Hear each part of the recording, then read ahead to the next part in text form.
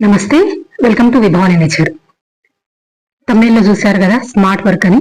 మన గార్డెన్ లో కొన్ని నేను చేసుకునే వర్క్స్ చూపిస్తాను. అది స్మార్టా కాదా అనేది మీరు చెప్పండి. గార్డెనింగ్ కొత్తగా స్టార్ట్ చేసిన వాళ్ళకి కానీ, గార్డెనింగ్ స్టార్ట్ చేద్దాం అనుకునే వాళ్ళకి కానీ తప్పకుండా ఈ వీడియో ఉపయోగపడుతుంది. నేనైతే ప్రతిరోజు గార్డెన్ అయితే ఊడ్చాను, అంటే 1 వీక్ అట్లా అట్లా పెట్టుకుంటాను.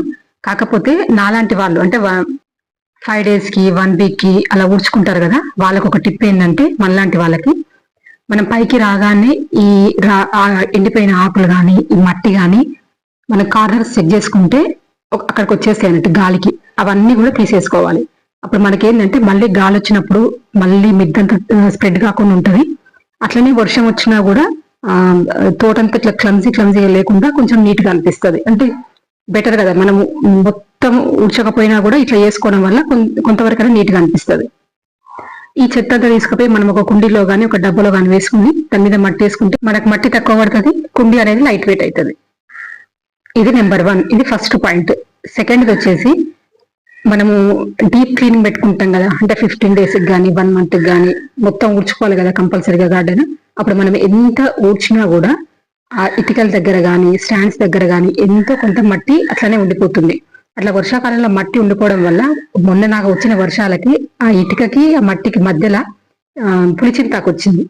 అట్లా ఉండకుండా మనం ఏం చేయాలంటే వాటర్ ప్రెజర్ తోటి పెట్టడం వల్ల మనకు దాని కింద ఉన్న మట్టి మొత్తం బయటకు వచ్చేస్తుంది. అట్లనే కుండీలు పెద్ద వెడల్పు ఉన్నాయి అనుకోండి, ఇప్పుడు ఇట్లా కూలర్ టబ్బులు అట్లా ఉంటాయి కదా, వాటి కింద మనము డైలీ వాటర్ చేయడం వల్ల వాటి కింద మట్టి ఇట్లా కొంచెం గట్టిగా అయిపోయి మనం ఎంత ఊడ్చినా కూడా చీపురికి రాదు.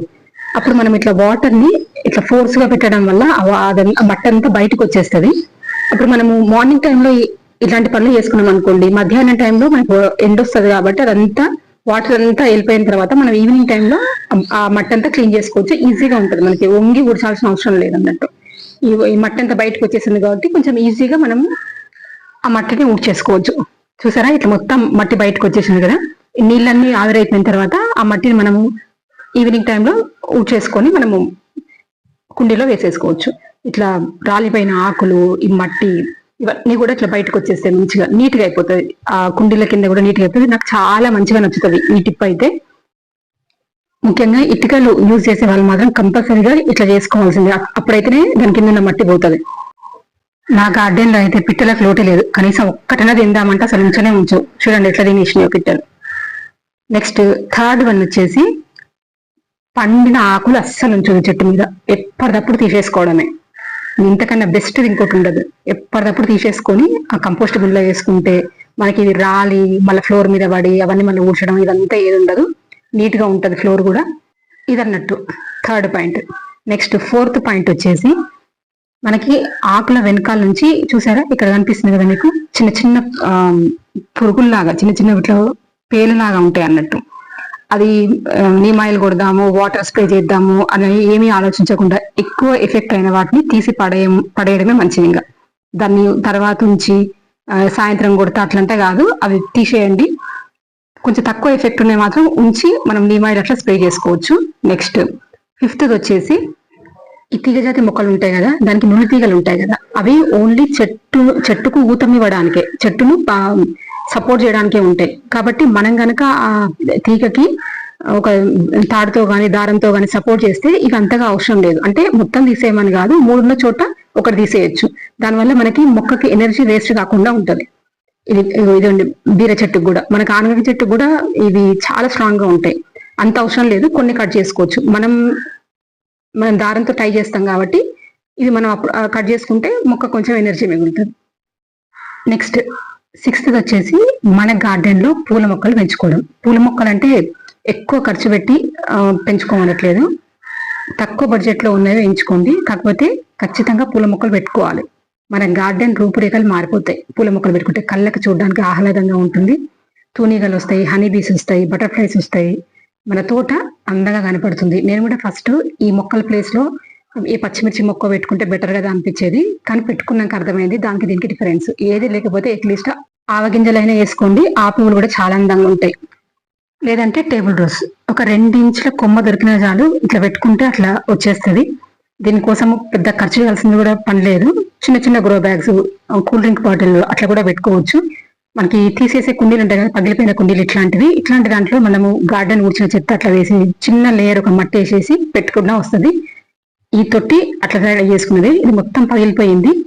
దీంట్లో కొంచెం మట్టి వేసి ఇట్లా పెట్టేసి నేను, మనకి ఇది గుబురుగా ఉండడం వల్ల మనకి ఆ కుండీ అనేది పగులు కూడా మనకు కనిపించవు, చాలా అందంగా కనిపిస్తుంది.